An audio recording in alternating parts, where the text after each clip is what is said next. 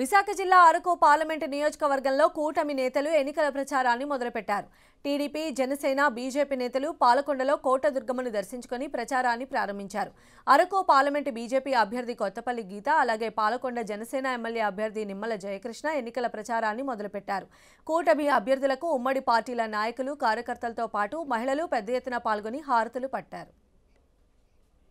ముందు నుంచి సైకిల్ గుర్తుపై చేశారు, ఇప్పుడు గ్లాస్ గుర్తుపై చేస్తున్నారు. కాబట్టి గ్లాస్ గుర్తుపై అందరూ కూడా మీ ఓటేసి గెలిపిస్తారు, ఆశీర్వదిస్తారని చెప్పి నేను కోరి ప్రార్థిస్తున్నాను.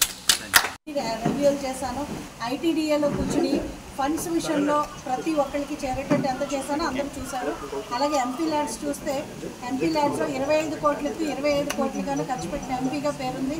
అలాగే ఆంధ్రప్రదేశ్ రాష్ట్రం నుంచి 25 మంది ఎంపీలు ఉన్నా కూడా మొదటి స్థానంలో 97% అటెండెన్స్ తోటి, అలాగే అధిక నెంబర్ ఆఫ్ క్వశ్చన్స్ అడగడంగా అధిక మోదీ గారికి గిఫ్ట్గా ఇచ్చి అక్కడ ఏదైతే సంక్షేమం, ఏదైతే డెవలప్మెంట్ ఉందో, అభివృద్ధి ఉందో, మోదీ గారి ద్వారా మన కాన్స్టిట్యున్సీకి 100% నిధులు తెచ్చుకోవడం కానీ, డెవలప్మెంట్ చేయడం కానీ నేను 100% ఈరోజు డే 1 నుంచి కృషి చేయడానికి నేను ముందుకు వస్తున్నాను.